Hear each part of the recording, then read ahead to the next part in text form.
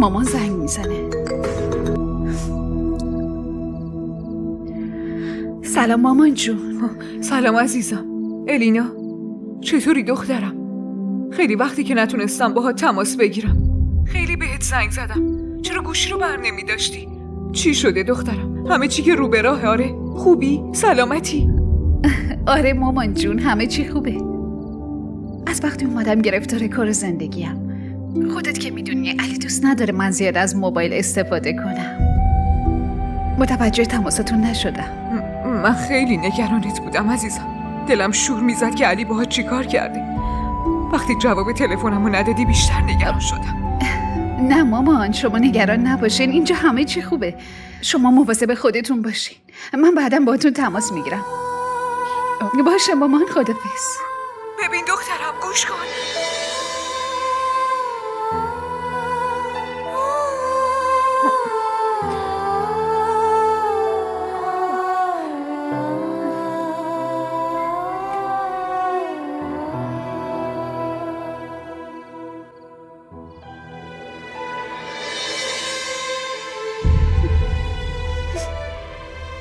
آخه به چی میگفتم مامان؟ هر چی میگفتم شما بیشتر نگران میشدی. هیچ کاری هم نمیتونستیم برام بکنیم. یه دختر خوب بعد از ازدواج باید بتونه دروغ بگه. باید با لبخند مامانش رو فریب بده. منم دختر خوب تو هم.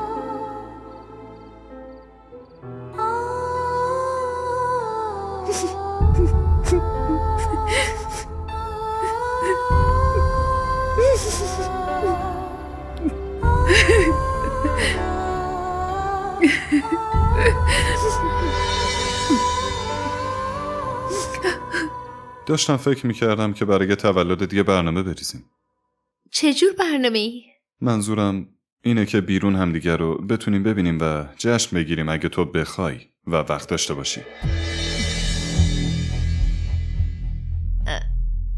نه من کاری ندارم، ولی به نظرم ملاقات ما الان درست نیست مگه نه؟ خیلی عجیبه. تو مشکلی با تلفن حرف زدن نداری، ولی ملاقات رو مناسب نمیبینی. حرف جالبیه. خب برای شناخت همدیگه لازم بود با هم حرف بزنیم، ولی ملاقات زیاد مهم نیست مگه نه؟ دیدن همدیگه همونقدر ضروریه که حرف زدن ضروریه. همونقدر که نفس کشیدن و همونقدر که به هر حال من تو رو مجبور به این کار نمی کنم. منتظر میمونم تا وقتی خودت بخوای منو ببینی.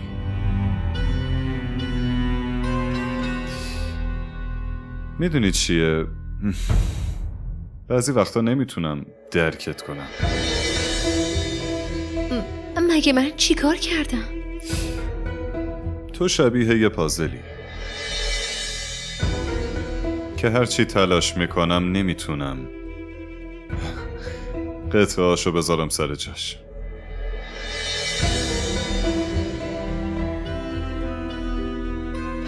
چی شد؟ نکنه از حرفم ناراحت شدی؟ نه، شما از من خسته شدی؟ مگه فکر میکنی ازت خسته میشم؟ تو دنیا هیچی غیر ممکن نیست. برای منم دست کشیدن از تو غیر ممکنه.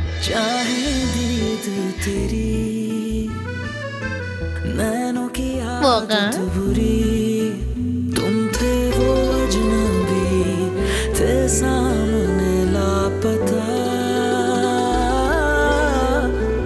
जितना मिलते गए होते गए तुम जुदा.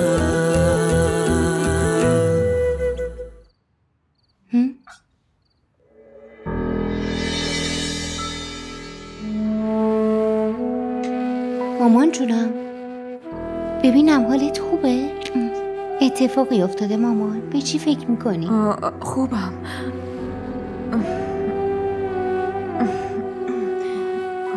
نه چیز مهمی نیست عزیزم، من خوبم.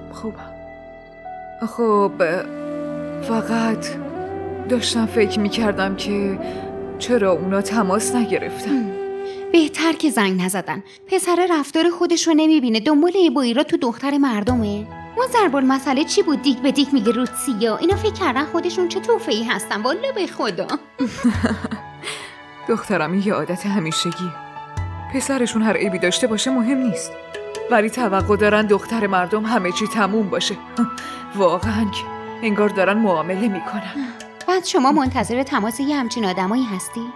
از تجربه یه دختر اول درس نگرفتی که میخوای دومی هم مفت و مجانی از دست بدی؟ چی کار کنیم دخترم؟ باید تحمل کنیم دیگه. مامان تو که میدونی من نمیتونم این چیزا رو تحمل کنم. به جای اینکه تو خونه شوهر ذره ذره بمیرم، خونه مامانم میمونم و راحت زندگیمو میکنم. اینجا راحت نفس میکشم و مثل ملکه ها زندگی میکنم. مگه مجبورم برم با مردی که زندگیمو برام جهنم کنه؟ دخترم تو کی میخوای به امید من بمونی آخه؟ من به امید شما اینجا نیستم مامان. امیدم فقط به خداست. من نمیتونم با آدمای بی وجدان زندگی کنم. ترجیح میدم بمیرم.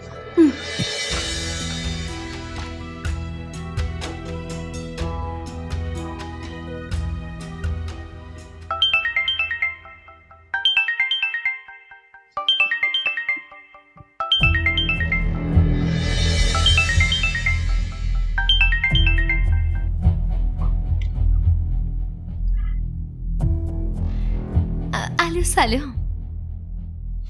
میدونی چیه؟ من بعد از سال هاست که دارم شهزادو اینقدر خوشحال میبینم و اونم فقط به خاطر وجود توه. مگه چیکار کردم؟ بعد از این همه کار تازه میگی چیکار کردم؟ من واقعا کاری نکردم. اون فقط به یه دوست احتیاج داشت که حرفشو گوش کنه، درکش کنه. با من که صحبت میکنه فقط از تنهایی در میاد. خب برای همینه که میگم تنهاییشو برای همیشه پر کن.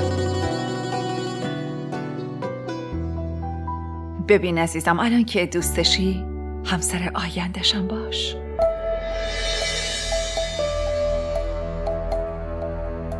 میدونی من برای همین زنگ زدم. دیگه وقتشه با مادرت حرف بزنم و این رابطه رو به طور کامل قطعی کنم. یا نکنه میخوای تمام عمر همینجوری ادامه بدی ها؟ الو صداتون نمیاد. الو صدا نمیاد. من دوباره بهتون زنگ میزنم.